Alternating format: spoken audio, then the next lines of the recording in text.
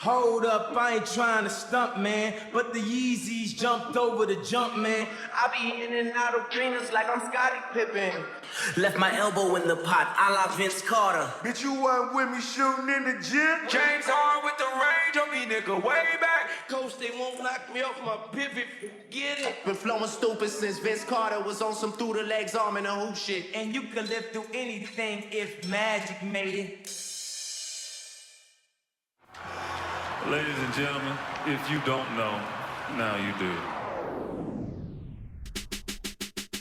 Yes, sir. We are back. Round of applause for yourselves. We are inching closer and closer to this upcoming NBA season. Got a few things on the docket. Marcus Smart and Dame just giving off insider information on the behind the scenes of what went on in their trades. Steve Ballmer, Clippers owner, did a sit down with PG-13. Gave us great insight of what a great NBA owner even looks like in terms of designing a great product for fans. And last but not least, we'll give Isiah Thomas his flowers as he touched base on how the NBA and the cross-branding effect really started with the Bad Boy Pistons. So back in 2014, when Steve Ballmer had purchased the Clippers, he sort of ushered in a brand new era of a particular kind of NBA owner, where we seen before in the 70s, 60s, 80s, 90s. Those NBA owners particularly got their wealth in the industries where they were the first to. For example, they were the first to come up with a pharmaceutical product, and they were able to utilize their position in the marketplace and make millions, if not billions. Or the first to acquire a certain piece of real estate, maybe that was undervalued at a certain time, but then it became valuable. So in those industries, you don't really have to be as innovative as a person in tech where they're thinking for the future. And when Steve Ballmer had purchased the Clippers for $2 billion, not only inflated the price of every single other NBA team, but it also ushered in the tech billionaires, or should I say the forward-thinking billionaires, guys that were able to capitalize off of certain products by creating something that was in demand for either society as a whole or for the business sector of this country. But those particular guys that are getting into the NBA and buying up these teams that are coming from this sector, they're bringing brand new innovation to the way that most NBA fans interact with the product. So they're always going to be forward thinking. That's naturally who they are. That's who they had to be in order to make their money. But Steve Ballmer has sat down with Paul George and they spoke about that brand new Clipper arena. And you're going to see the same mindset that made Steve Ballmer rich. It's almost like a characteristic of his. And he's bringing it now onto the NBA marketplace, and he's gonna make it a lot better for NBA fans. You guys check it out, and every once in a while, I'll check in. When I first acquired the team, one of the things that was a good thing for me is we didn't have to build an arena. Because most of the time, I mean, if you look at it, many of the times when teams sell, it's because there needs to be an upgrade or a renovation to an arena. And I thought, isn't this great? I don't have to own an arena. We play in one. It's all good. I didn't realize how unfun that was for us versus the Kings and the Lakers. You know, better financial arrangements. You don't see the Lakers playing on Saturday afternoons. You don't see the Lakers playing or the Kings playing when Monday Night Football's on. You know, you just don't see those things. And during the first year, when I bought the team by myself. And I think it was during the first year, a buddy of mine from college, I sold him 1% of the team, and he's in the real estate business. And he said, his name's Dennis Wong. He says, Ballmer, we got to build a building. And I said, well, I didn't want to, but you're in a real estate business, so if we're going to do this, it's as much on you as it on me. Right. And so he gave me the courage, I would say. And then he started the process of finding a piece of land. We looked at a bunch of different sites around the city and the area. What could we do? Where made sense? Actually getting land, even if you identify it, that's a tough process. Getting it, what they call entitled, permission essentially from government to go build the thing. We're in California. In California, no government puts up any money for arenas, so I knew we were going to have to do that. I was going to have to do that all myself. And then, I figured, okay, well, my partner would do most of the work. But then I found, no. I care about how this arena looks. So I care about how it works. And literally. So we started on this project. It'll be 9 years. 2015 we started. We'll open in 2024. So 9 years. And the first year or so was all about getting the real estate. Then we essentially got sued, and the Madison Square Garden guys who owned the Forum, they were trying to block us. We wound up buying the Forum, even though we're building the building down the street. So we own the Forum you now said you too. had to buy the Forum Balling. as well. They were going to stop. I mean, look, they were going to try to. They were going to try to block us from building a building. So we bought. Unless we bought the Forum. So we bought the Forum. More meat on the rack. This is another edition of No rich babe. people shit. So we own the Forum also. We own the Forum in addition to it with the Clippers. Anyway, there's a whole story there if you ever want to know. Anyway, and I said, look, we got to have I have a point of view. I wanted an arena that works for the true basketball fan, and by the way, the music fan, because we're going to have concerts, but it had to work for the true basketball fan.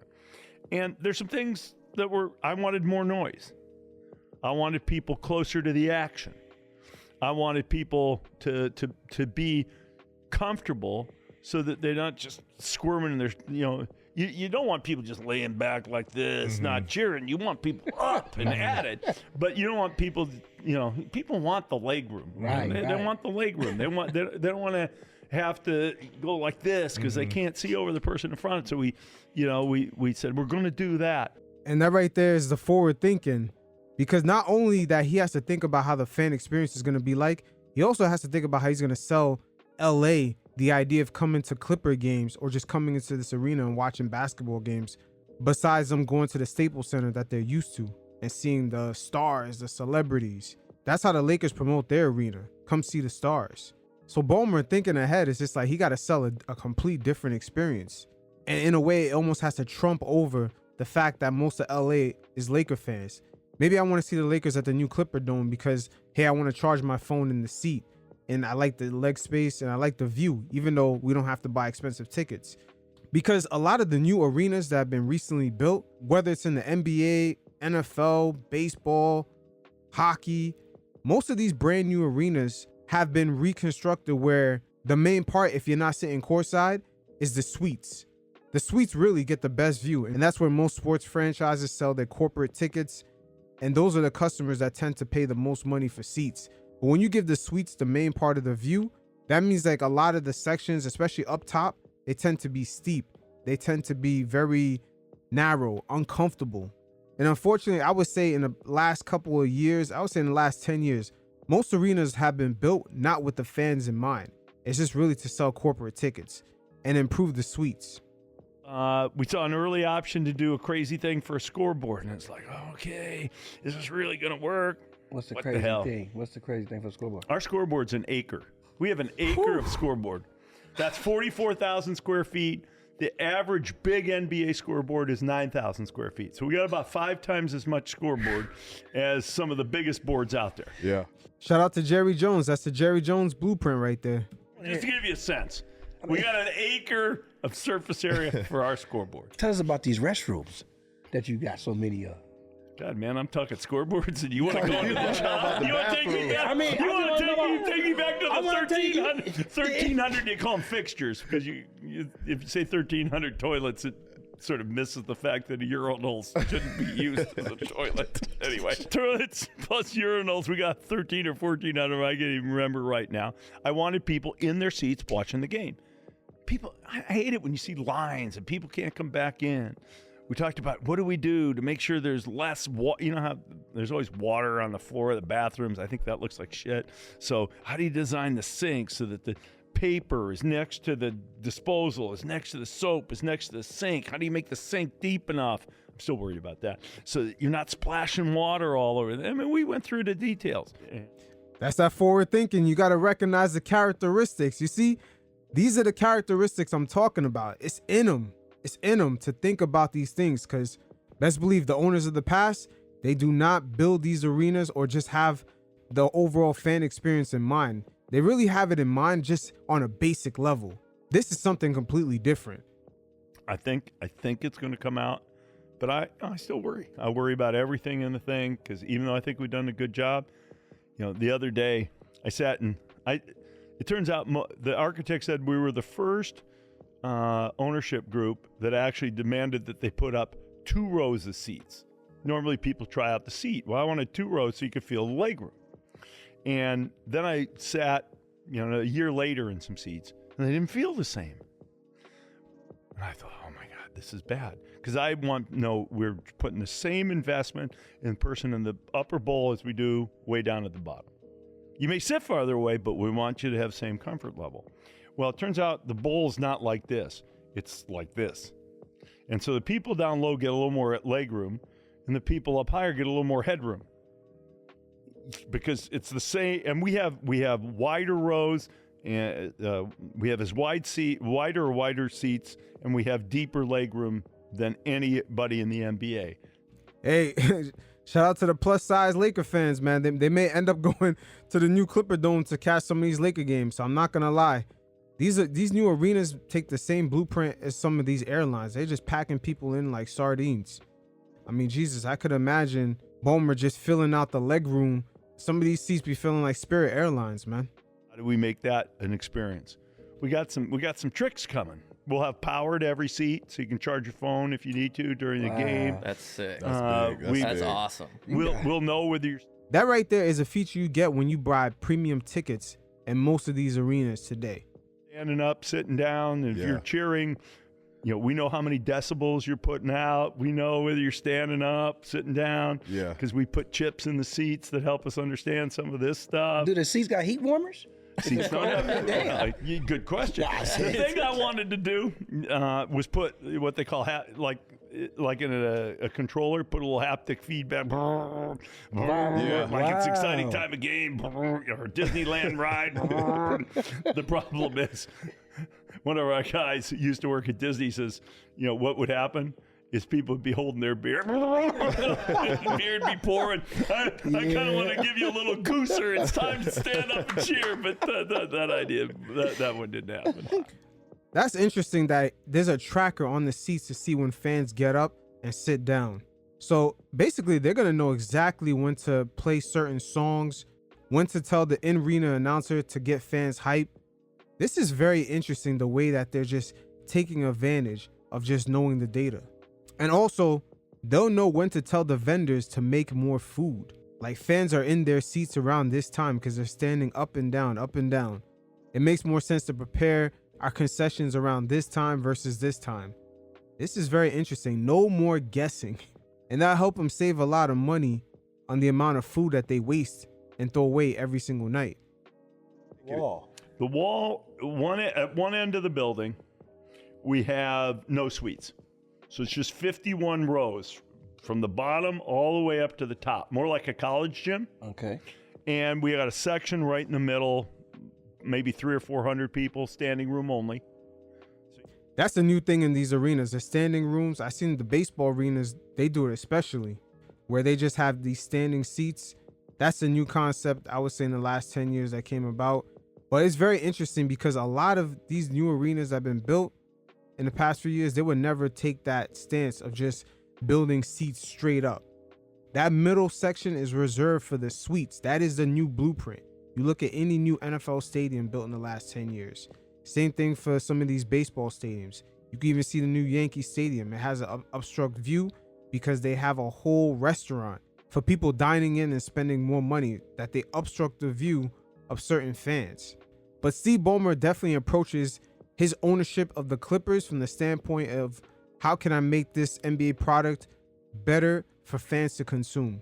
Got to stand. Kind of student section-y. It's kind of right where the free throw shooter has to look to shoot the free throw. And when the opponent's down there shooting free throws, we got our guys standing there.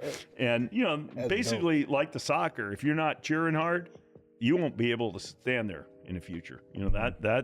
That's not, you buy a seat and you're done. We have some of our more affordable seats there, so we can get some younger people in, maybe who don't have the resources to buy elsewhere.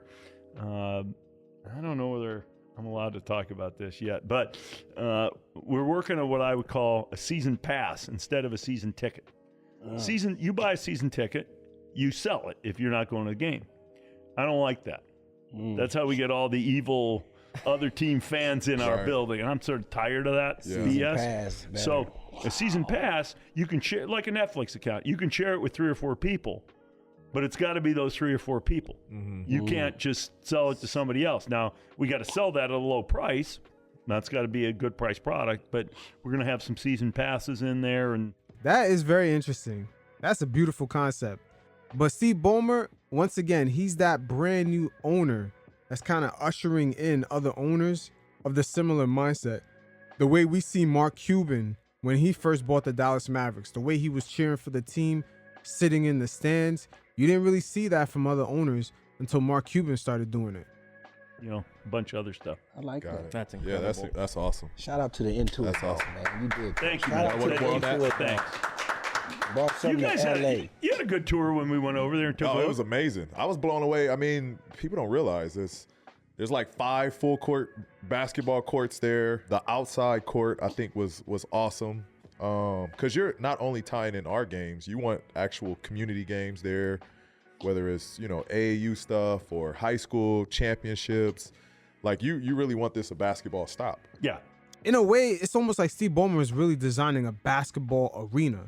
From the way he talked about how that section is designed for fans to make a lot of noise for when guys are shooting free throws, to just having these smaller AAU games and just other basketball courts around the arena. He's solely making this a basketball arena, even though obviously it'll be used for other means of entertainment, but solely this arena is very interesting because the main purpose of it is for basketball.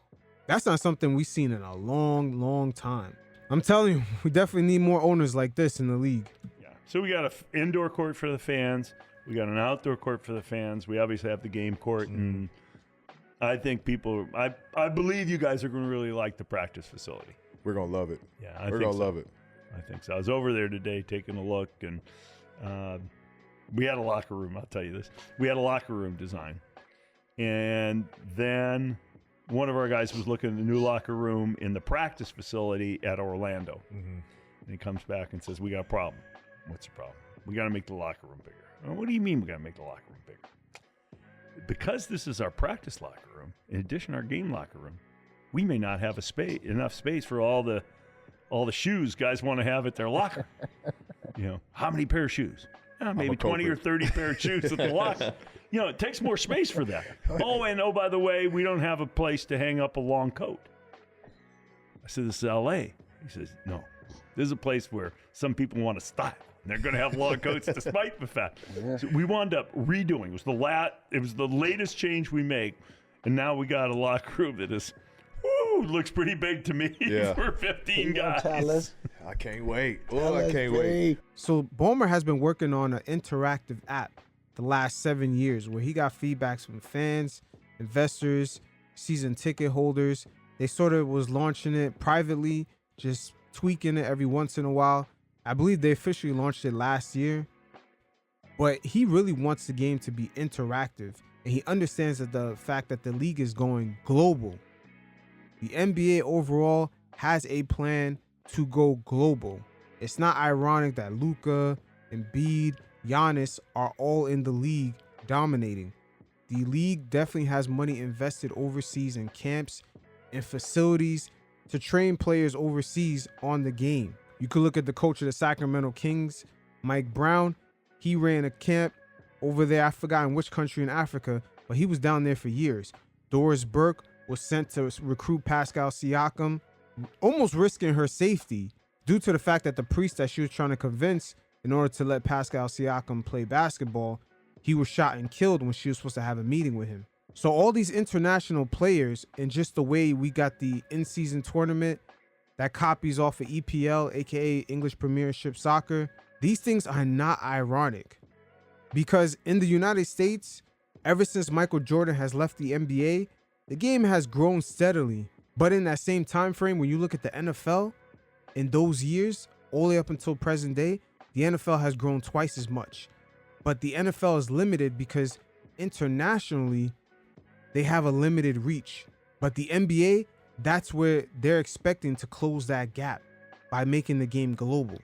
But Steve Ballmer also spoke on preparing for the game to be more globalized and also his interactive direct-to-consumer app. Yeah, I mean, I think we're fortunate that we have a game that probably winds up close to tied with soccer as the most popular game in the world. Basketball's never going to come close to soccer in some parts of the world, but in the United States, in China, in the Philippines, where they're playing the FIBA stuff right now, basketball is red hot. So I think that. Now that right there, let's not underestimate that gap. Soccer will always be number one globally, but that gap between someone coming number two and them not being number two is crazy.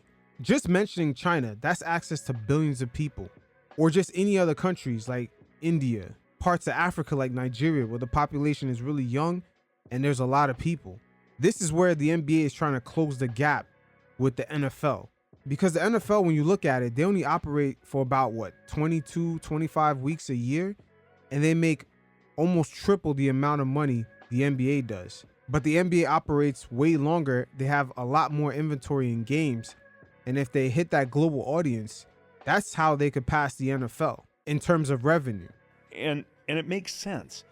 You can play it, or you can go out and shoot. It's much more, it's not like, the NFL where it's just not, it's not conceded. The NFL is perfectly good, don't get me wrong, but it doesn't get that same sense. I also, and this is going to sound funny, but games that are played without helmets means there's a lot more identity for the players. I mean, I can be a Seahawk fan if you ask me how many Seahawks would you actually recognize if you ran into them on the street. I might look at it again and say, I bet that guy plays for the Seahawks. But, if you're not DK Metcalf or, Sherman when he was with the Seahawks, Bobby Wagner, but, you're not going to recognize a lot of those guys.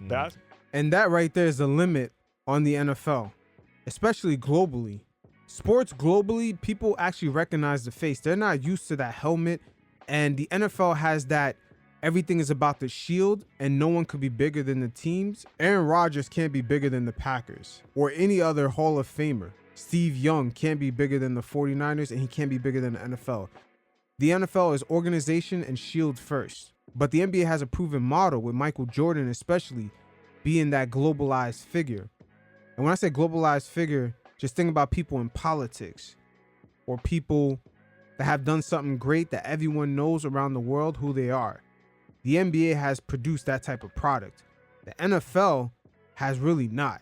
And Michael Jordan is exhibit A of that proof of concept. Well, there's a lot more sort of intimacy and ability to relate because you're closer to the game. So I think our game's going to be just more and more popular. That's number one. How the business goes, I think the business will continue to be good, but this major shift that's going on from TV as we know it to streaming, there's going to be a lot of weird stuff that goes on in terms of how people are getting games. They'll get them. I don't know how. I don't know if it'll be through the networks, the streamers, who knows. The NBA definitely wants the games to be more accessible. That's the main issue that they're going to have with their TV partners going forward. Their longtime TV partners like TNT, they don't want them to put their NBA product behind a cable paywall when they understand that their young fans don't particularly have that service. They want TNT to have a universal app and find other ways to monetize those eyeballs. But things will get complex as tech companies like Amazon and Apple, they may want a couple exclusive games. So if fans don't have their services, they might not be able to see some of the games.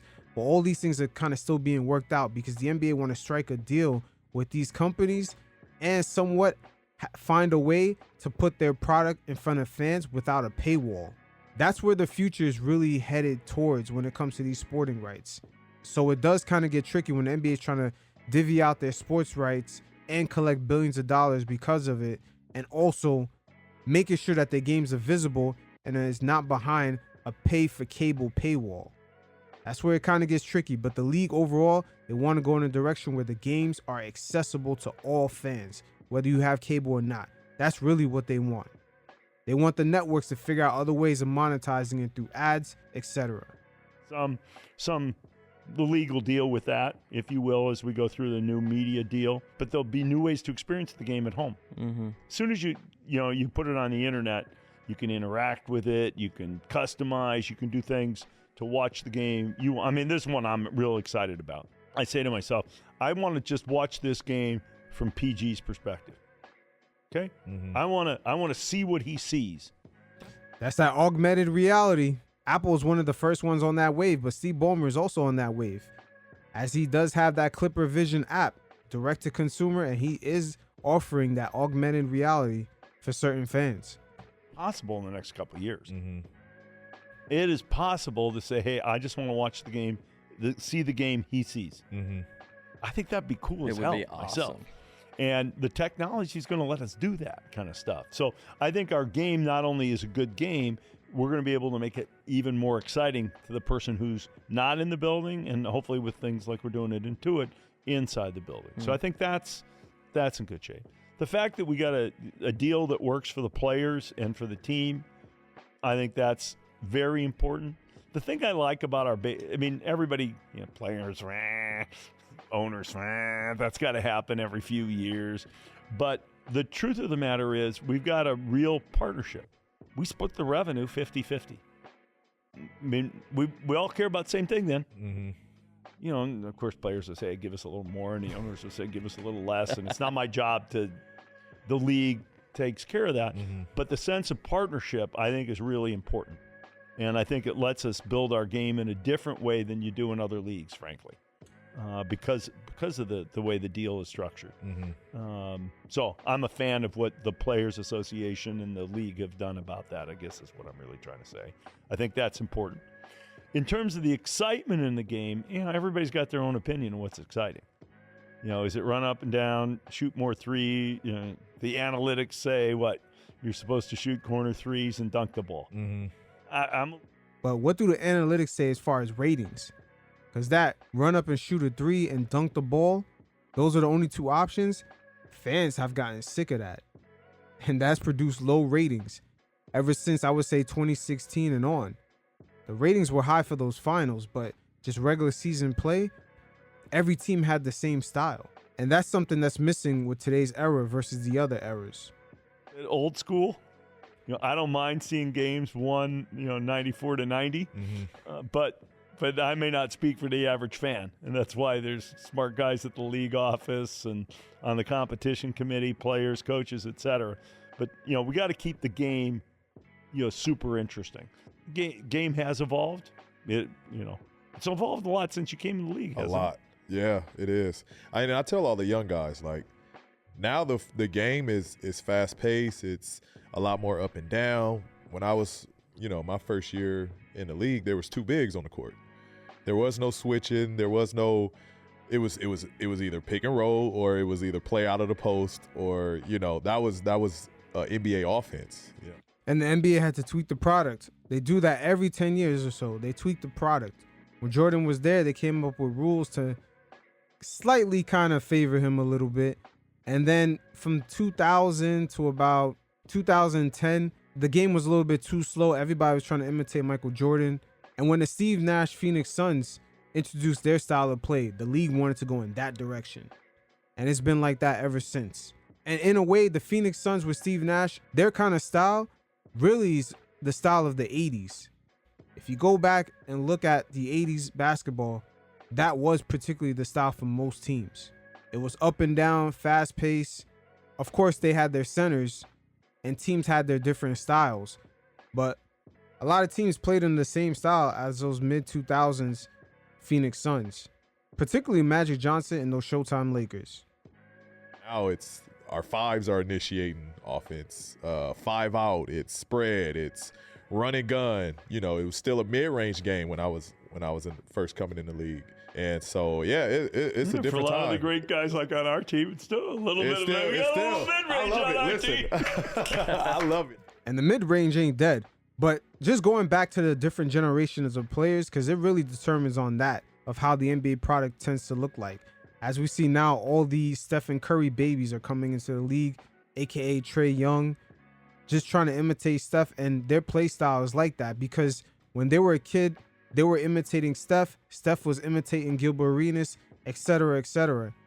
Whatever the play style is what the children imitate. They bring that to AAU, bring it to college, etc., and they bring it into the league. And just going from that to what we see today, we see Embiid, Jokic, Chet in OKC, and Wemby in San Antonio is introducing the new era of the versatile big man, which is going to be very hard for small ball teams to stop. Once those guys get polished, particularly Wemby and Chet, playing small ball is going to be very, very difficult.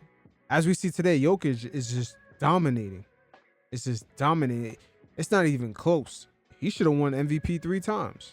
I'm happy we have mid-range guys on our team because I'm a huge fan of using the mid-range. I mean, the best player in the world was the best mid-range guy. So I'm a fan of the league, of the game, still staying in that, mid-range game. But, yeah, it's grown a lot. Getting rid of the take foul, that was essential. You can't have a game where people run up and down and then they can't, finish the break. I mean, it's that right there is a league understanding that took away a lot of dunks out the game. That take foul was a horrible rule. We're not going to see as many fast break dunks. Once again, the NBA is a television product. They kind of tweak it every 10 years based off the generation and just bringing brand new excitement to the game. Just the viewing audience needs to see something different. From my fan perspective, I don't know. What did you think it was good to get rid of that or no? I thought it was good. I thought it was good to get rid of that. Because it's like, if someone's got a fast break, we're not just going to, give you a easy layup. Like, we got to try to make a play, and, try to save a possession. I agree with that, but the little, all right, I touched you. Yeah. Get your, does it need to be the Euro style? Like you get a good whack in?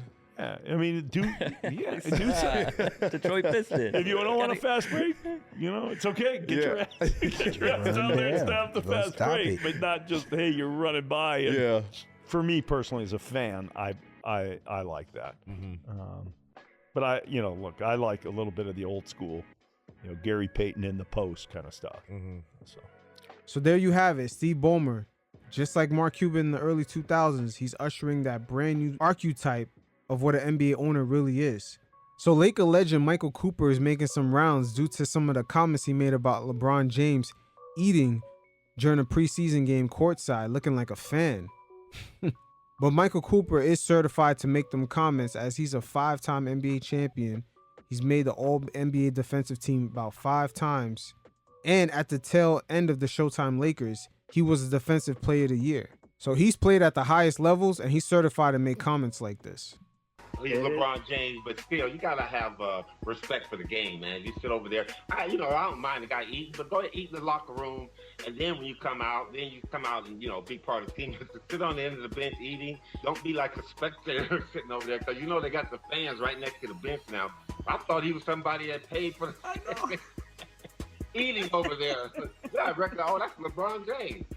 So he said it in a very joking way, but the NBA legends do believe from time to time, as new generations come into the league, they tend to disrespect the game. And LeBron James is showing his privilege, the fact that he's making it so obvious that he's eating courtside. As we've seen other players do this before, but they tend to hide it. We've seen Westbrook do it.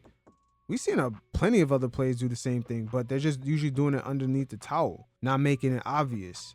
But in 2018, in a game against the Clippers, LeBron James was seen coming to the game in his street clothes with a glass of wine. From time to time, he does show off his privilege as being basically the money generator of the NBA. He is the face, he's the money guy. When he says, "This is my league," it's really from a marketing standpoint also. It's not just championships. He is the face, almost like the El Presidente of the league. He's like the Obama of the league. He has to be presidential with the universal image. But just him being on that mantle, from time to time, he does show off his privilege. And the league overall has given plenty of breathing room to operate with that privilege, as one of the effects of it is clutch sports, where it's so obvious that an NBA player has direct connection to a sports agency that really affects free agency, as we've seen it play out with Anthony Davis, the way he left the Pelicans, and even when LeBron James was in Cleveland. Guys like Tristan Thompson, J.R. Smith that got paid really high salaries, and LeBron James having that power that he had in Cleveland, Dan Gilbert was giving those guys anything that he wanted because those were LeBron James guys. So from time to time, LeBron James does flex his power a little bit too much, and it kind of makes the game look a little gimmicky. That's really one of the issues. The promotion of LeBron James' son, when he's not even a top player in his draft class. The fact that he gets all that hype And we see it. LeBron James is a figure in the league. He's basically a partner. And as long as LeBron James is successful, the league is successful. But let's not make the game gimmicky at the same time. I believe that's what Michael Cooper was referring to when he said respect for the game. Just don't make it look gimmicky, because guys out here are putting in work to compete at the highest level. But in this media landscape that we're in, something lightheartedly that he said, and he said it while laughing. Come on. Of course, they're going to take it and just try to, kind of blow it up and make it into clickbait material. It's just the lay of the land. It is what it is. So as we inch closer to this upcoming NBA season and the dust has settled with all these off-season trades, we begin to hear some of the back-end stories of what went on. As is pretty common that one particular party involved in the trade is going to feel salty versus another. And in this particular instance, we are hearing the back-end stories of the Marcus Smart trade and also the Damian Lillard trade. But just keep in mind with both of these stories that the NBA overall is a business first. And that paradigm shift that LeBron James had in 2010 when he made the decision to leave Cleveland, he actually woke the players up to have the understanding that this whole being loyal to a city narrative is bullshit. This league is primarily a business. It's not personal, but when you're no longer an asset to a franchise, they'll ship you off with no hesitation. Now, before getting to the back ends of the Marcus Smart trade, I'm going to first start off with the Damian Lillard trade. Now, at the time, Giannis was conflicted on the direction the Bucks was taking as a franchise, as the franchise was in a transition period between a new ownership group. Longtime owner Mark Lazary sold most of his shares to the Cleveland Browns owner, Jimmy and Dean Haslam. And it seems like people among that organization believed he made that move not only because of the upcoming CBA and all the luxury tax bills, but because he believed Giannis was leaving the franchise and he understood that the franchise value rides a lot on Giannis being there. And this is how it ties into the Damian Lillard trade, because if we look at it from Portland's standpoint, their value is tied to Dame also being there. And I understand that Dame, quote unquote, is loyal to the franchise, but at the end of the day, when they're going to trade him away, they have to make sure they get enough assets to build that value back when you leave. But going back to the Bucks ownership changing hands, a lot of the rumors of Giannis leaving was the reason why the longtime owner has sold the team, and Giannis even had to speak on this. Let's go to the chat GBT. It's false. I want to stay, but I want to stay in a winning organization. That's false. But I get it, because he's a businessman. A businessman who was part of the group that bought the team for $550 million in 2014 and sold at a valuation point of $3.5 billion 9 years later. That's what business people do, Antetokounmpo continued. There were a lot of bills coming. The salary cap was going up. And at the end of the day, shit, if I buy in on a team and you sell to get that kind of return, I'd probably do the same thing. It's business. Now, with the new ownership group coming in, Jimmy and Dean Haslam, they're going to have to make a splash to make sure that valuation continue going up. So you see the motivation behind getting Dame to the franchise. And also, you see the motivation as to why they were desperate to re-sign Giannis. They're trying to maintain those evaluations, which rely a lot on stars playing for these franchises. This reminds me of the situation with Dan Gilbert. No wonder why he was so upset with LeBron when he first left Cleveland. That evaluation of that Cleveland franchise took a major drop. The same way that evaluation was 10x when LeBron returned. Sometimes the NBA players tend to be in a bubble where they have a bunch of yes men around them. And Dame, I understand he branded himself according to this loyalty thing, but at the same time, he has to realize a lot of the Blazers' net value was with him being there. And just him going to Miami and them getting nothing in return was not really a possibility. We're still not sure if him and his agent was strong-arming the team, but Portland did the best thing to make sure that their franchise has a prosperous future going forward. And for the Blazers, it was for them to secure the bag and future at all costs, even at the expense of just upsetting Dame, probably one of the most valuable players ever in their franchise history. As for the last month that Dame was there, he didn't even speak to them at all, particularly the GM Joe Cronin, who serves as a proxy between the owners and Dame. The same way Joe Cronin was treating Dame, that's really how the owners felt about his value on his exit. It's like, yo, you're not going to fuck us over. But let's go to the chat GBT to see what Dame had to say. It's business. It was anything to go against what I would have wanted, Lillard said. That part was irritating. Just based off how it was happening, I knew it wouldn't be Miami. The Blazers hadn't talked to Miami. So once it started happening like that, then I started hearing about all these other random teams. I was like, I'm probably not going to Miami. So I wasn't holding on to that too much. Yeah, he definitely wasn't going to Miami because they didn't have enough assets for the Blazers to flip. As we've seen, they did really well with the Bucks trade that they were able to make 2 flips. Just the assets Miami was offering for Dame was not enough. But also there's a business side to the Marcus Smart trade, as the Boston Celtics not only took on more salary during the offseason, but they have to make sure, especially with this upcoming CBA, that the pieces around Tatum and Brown could be maximized the most and the fastest. Because just them two being together, it might not even last that long, because the more the Celtics operate under the cap year after year, not only is it hard for them to pick up new players, but they'll begin to lose future draft picks to improve their teams 7 years out. So the Celtics did the smart thing that a lot of teams struggle sometimes to do, which is to trade a beloved player, maybe he's leveled out or just peaked out, and make another grand step to making sure that you can get to that championship level year in, year out. And a prime example of this was when the Toronto Raptors got rid of beloved DeMar DeRozan for Kawhi Leonard. That's the type of sacrifice a lot of teams struggle to make in order to go up to that next level. And you can even look at Ben Simmons' fit in the Philadelphia 76ers. Them actually, when they had Jimmy Butler, they should have gave up Ben Simmons instead. They should have traded him to get some assets. Then they could have took that next step up to be that championship level franchise year in, year out. Those sacrifices is sometimes some things a lot of franchises tend to overlook, but it does tend to look ruthless, as when the Boston Celtics traded Isiah Thomas for Kyrie. That's how it really looks like.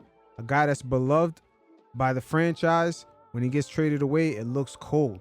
But at the end of the day, for the players, nobody will feel sorry for you, particularly the fans. But Marcus Smart spoke about his exit with the Celtics, and surprisingly, they told him that he was good, that he wasn't going to get traded, and he ended up getting traded, but most importantly, he didn't even hear it from them. You always want to be where you're wanted, and another team's trash is another team's gold. So I'm glad to be here, Smart said. I'm glad to be on an organization that wants me and sees me as great value. So I'm ecstatic and I'm ready to get going. With the Celtics, if I'm being quite frank, I knew I would be traded eventually, Smart said. Just figured it would be the next. He knew he would be traded eventually because of that upcoming CBA. They just can't afford to pay Tatum and Jaylen Brown all that money and then keep other guys on the roster.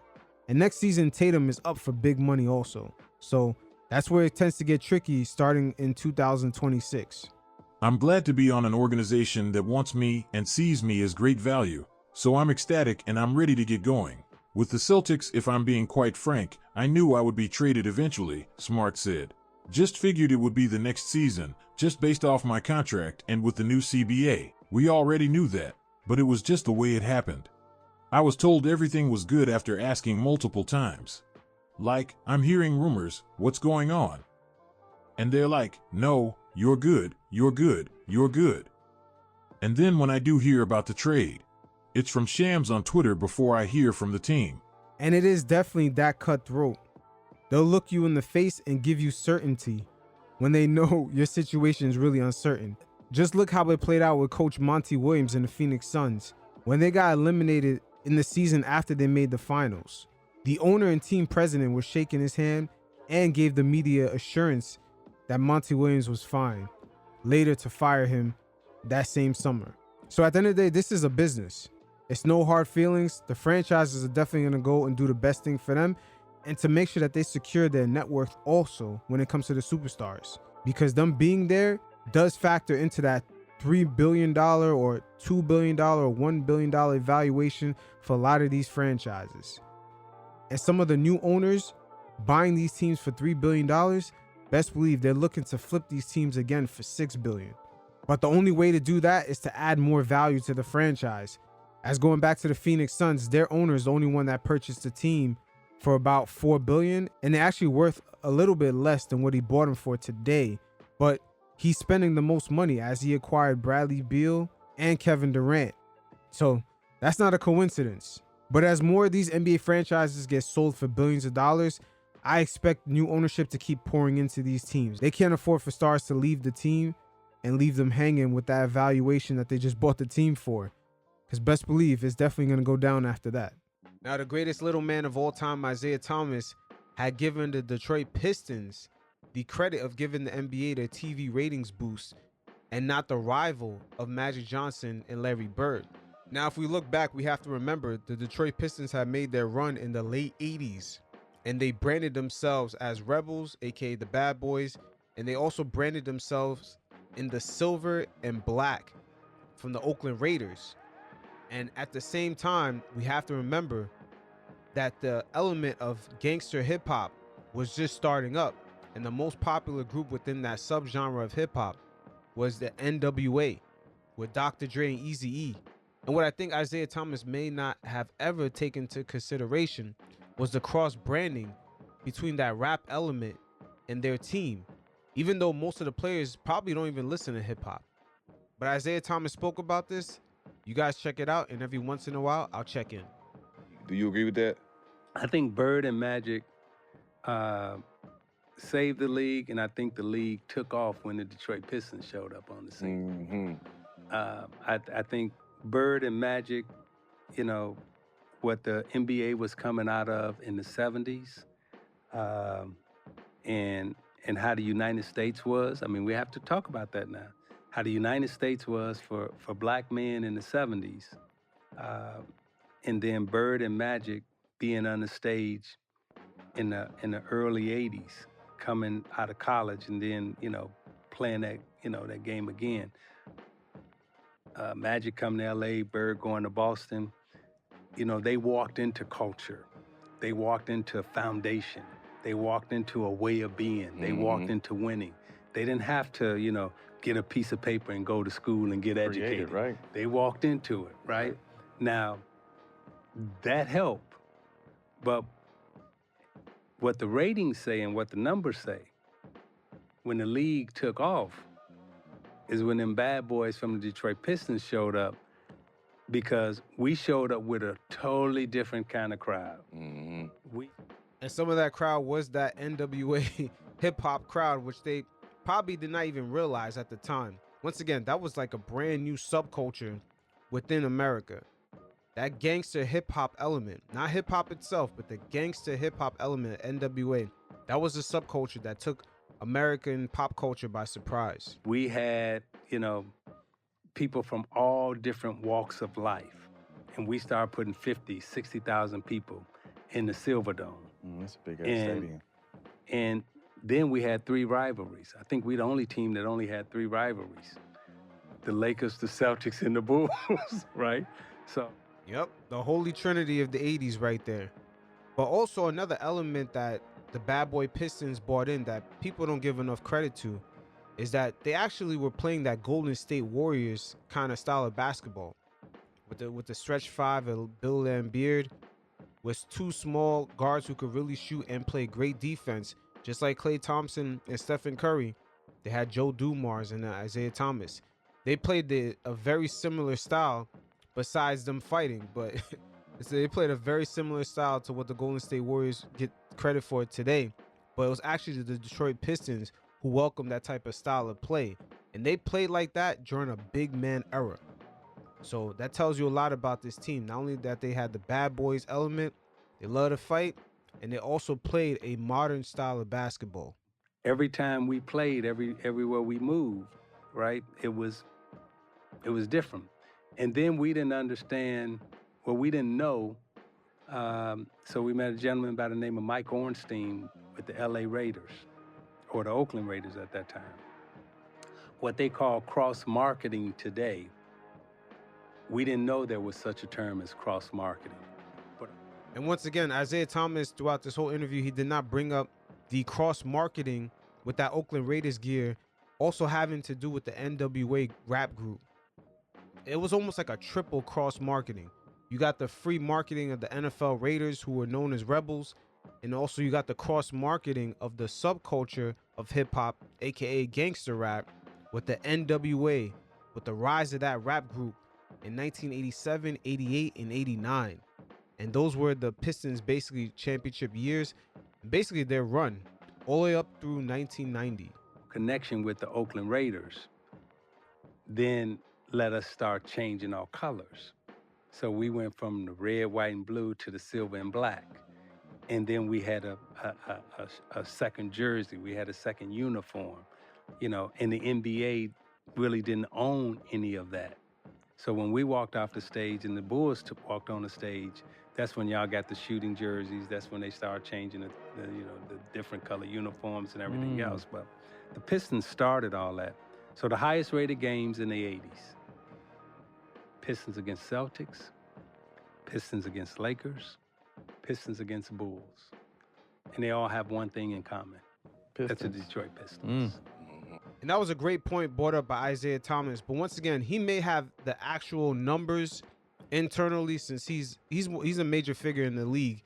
He has a lot more power than what people think it is, as he brought up to Steven Jackson in this interview that he made one phone call and got Steven Jackson back into the league after that mayhem at the Palace. But at the end of the day, there was a triple cross marketing effect that Isiah Thomas in this interview does not acknowledge. And that was the NWA rap group with Eazy-E and Dr. Dre. That was almost a triple cross marketing kind of venture that kind of happened by chance. You got the Oakland Raiders, them being known as rebels. You got the Bad Boy Pistons taking on that color, that attitude, and also the NWA rap group. It's almost like an accidental infusion of all three of those subcultures. And it probably brought a different crowd to watch the NBA and the Bad Boy Pistons. So it is a major possibility that they did have a better effect on the ratings due to the fact that, especially on a pop culture level, they brought in that hip hop element into the league. As now we could look back as we've seen that hip hop element played throughout the NBA through the 90s, especially with the Michigan Fab Five with Jalen Rose and Chris Webber. Them making their shorts longer. They brought a kind of hip hop element into the league that kind of like put the stamp on like the hip hop cross branding between the NBA that we even see that plays out to today. And before I get out of here, definitely check out the description below. Hit up the mailbag, leave me a voicemail. I'm gonna feature it on a segment on the show. It'll be great to hear from you guys. And until next time, you fellas stay safe. Peace.